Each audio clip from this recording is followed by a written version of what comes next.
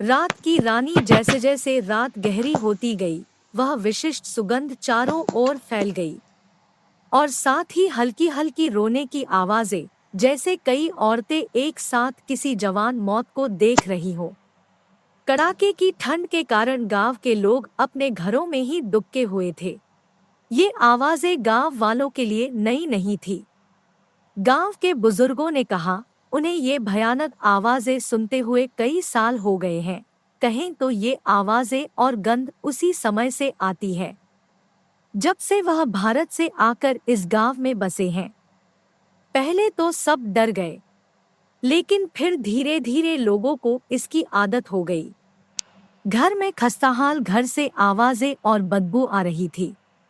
ये घर सालों से बंद था, ऐसा सुनने में आया था। कहा जाता था कि भारत के विभाजन से पहले इस गांव में हिंदू रहते थे।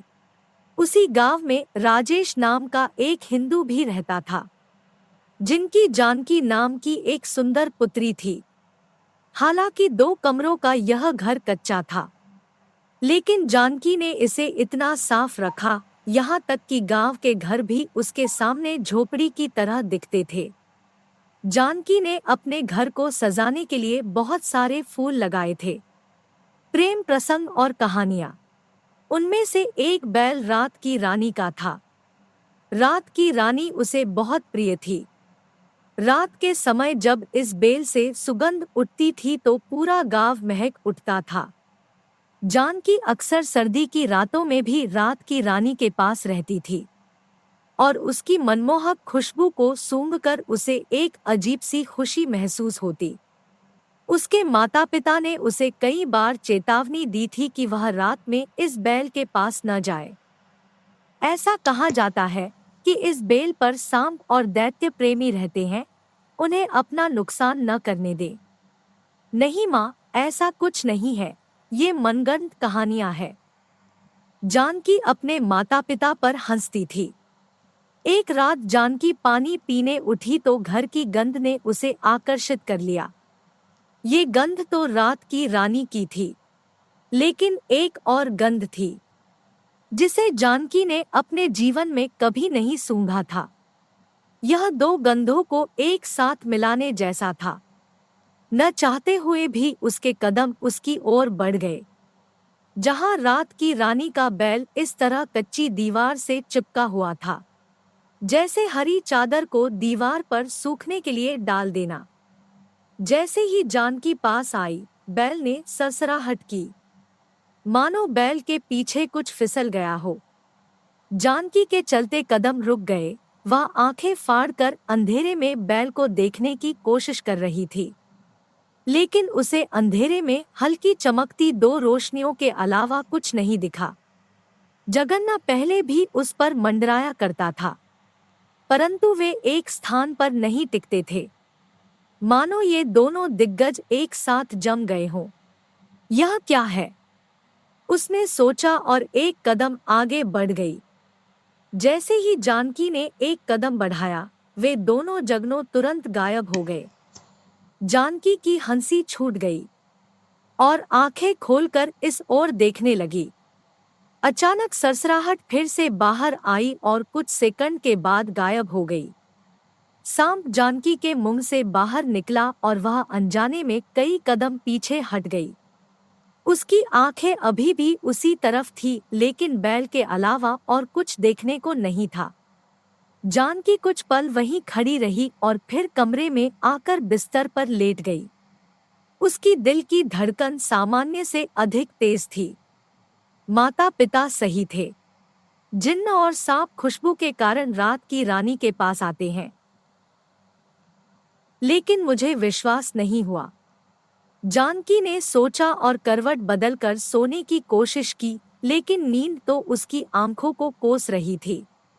वह सोच रही थी, अगर वह पहले की तरह अनजाने में उस बैल के पास चली जाती और सांप ने उसे काट लिया होता तो क्या होता। बहुत देर तक वह ऐसे ही विचारों में डूबी रही। फिर किसी समय उसकी आंख लग गई। सुबह वह देर से उठी। जैसे ही उसकी आंख खुली, उसे रात की घटना याद आ गई। वह बिस्तर से उतरी और हाथ धोकर सीधे बैल के पास गई। बैल से कुछ दूरी पर खड़ी हो गई। उसने सांप को गहरी आंखों से देखा, लक्ष्य खोजने की कोशिश की, लेकिन जमीन उबड़-खाबड़ होने के बावजूद भी उन्हें ऐसा कोई चिन्ह नहीं मिला जिससे पता चलता है कि यहाँ से सांप रेंगकर निकला है।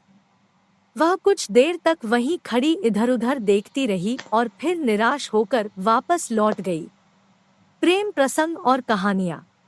शायद मैं भ्रमित हूँ, जानकी ने सोचा, लेकिन मन मानने को तैयार नहीं था। यह बात जानकी ने किसी को नहीं बताई थी। उस रात उन्हें यहाँ सांप की मौजूदगी का एहसास हुआ, क्योंकि अगर उसके माता-पिता को यह बात पता चल जाती तो वे जानकी के प्यारे बैल को उखाड़ फेंकते। यह बात जानकी अच्छी तरह जानती थी, इसलिए वह अपने माता-पिता को कुछ भी बताने से बचता था। फिर कई दिन बीत गए, जानकी रात को उस तरफ नहीं गई। अचानक जानकी की आंख खुल गई। उसे लगा कि कोई धीरे-धीरे उसका नाम पुकार रहा है। उसने डरकर इधर-उधर देखा, लेकिन आसपास कुछ भी नहीं था। जानकी को अपने भ्रम का एहसास हुआ और उसने अपना सिर अच्छे से लपेट लिया और सोने की कोशिश करने लगी। जानकी की फुसफुसाहट जैसी आवाज निकली। मेरा भ्रम यह है कि जानकी ने स्वयं को सांत्वना दी और कमर बदल ली। जानकी की फुसफुसाहट फिर उभरी। जानकी उठ बैठी। उसके माता-पिता दूसरे कमरे में लेटे हुए थे। इस कमरे में जानकी अकेली सो रही थी। जानकी ने बेपसी से दरवाजे की ओर देखा, लेकिन कमरे का दरवाजा बंद था। कमरे के एक कोने से फुसफुसाहट जैसी आवाज आई। जानकी उछाल पड़ी। निःसंदेह उसका नाम पुकारा गया। रसोइया कौन है? जानकी ने उसकी ओर देखते हुए कठोरता से पूछा। अंधेरे में उसने दो रोशनियां चमकती देखी, छोटे छोटे लाल अंगारों की तरह। कुछ दिन पहले रात की रानी के बैल में जो रोशनी उसने देखी थी, जानकी की रीढ़ में रोमांच दौड़ गया। वह खुली आंखों से उसी दिशा में देख रही थी। उसने इसके बारे में सोचा भी नहीं था। कहो, चिल्लाकर अपने माता-पिता को बुला लेती। डरने की कोई जरूरत नहीं है, मैं तुम्हें नुकसान नहीं पहुंचाऊंगा। कमरे के कोने से आवाज आई। आखिर आप हैं कौन? उसकी बात से जानकी को थोड़ा हौसला मिला। उसकी नजरें अब उसी तरफ टिकी थी, जहां अंधेरे में सिर्फ दो लाइटें दिख रही थी। आवाज उसी दिशा से आ रही थी, लेकिन स्पीकर नजर नहीं आ रहा था। मेरा नाम शेठ है, फुसफुसा कर कहा। मुझे अपना दोस्त समझो और साथ ही दोबारा हौसला भी दो। कुछ न बोली जानकी डरी भी और हैरान भी। तभी कोने से एक आवाज उठी और जानकी से कुछ दूरी पर जाकर रुक गई। डर के मारे जानकी के मुंह से चीखें निकलती रहीं। यह समय पर आया। जैसे ही जानकी घर में दाखिल हुई, उसे कुछ अजीब सा महसूस हुआ। उसकी संवेदनशील नाक से हवा में खून की गंध आ रही थी। वह सीधा जानकी के कमरे में गया। अंदर का नजारा उसे सिहराने के लिए काफी था। रानी सेठ पूरी ताकत से चिल्लाई और तेजी से जानकी के पास पहुंचे, लेकिन बहुत देर हो चुकी थी। वह जोर जोर से रोने लगा और उसके अलावा कोई उसकी आवाज नहीं सुन सका। यह शेठ ही था जिसने जानकी के माता पिता को जगाया। फिर वह वहां से चला गया। वहां का दृश्य उसके लिए असहनीय था। अगली सुबह गांव में मेला लगा। जानकी का जनाजा पढ़ने के लिए दूर दूर से मुसलमान आए। सभी ने बताया कि सुबह उन्होंने सफेद कपड़े पहने कुछ लोगों को काफिले की शक्ल में इस ओर आते देखा। उन्होंने बताया कि फला जगह एक लड़की की मौत हो गई है। जो कोई उनका जनाजा पढ़ेगा वह भाग्यशाली होगा। हम भी सौभाग्य समझ कर चले आए। जानकी को उनके घर में उनके पसंदीदा बैल रात की रानी के बगल में दफनाया गया था। उसी रात गांव के 7 घरों से महिलाओं के चिल्लाने की आवाजें आईं। उनमें से एक अर्जुन का था। पूछताछ करने पर पता चला कि किसी ने अर्जुन समेत गांव के 7 लोगों को जिंदा जला दिया है।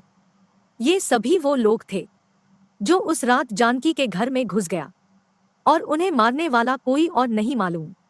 रानी की सहेली और रातरानी का दोस्त शेठ था। फिर हर रात ऐसा होने लगा कि जैसे जैसे रात गहराती जाती, जानकी के घर से रातरानी की खुशबू फैलने लगती और साथ में बेन की आवाज भी। कुछ समय बाद रात की रानी की लता सूख गई, लेकिन सुगंध फिर भी बनी रही।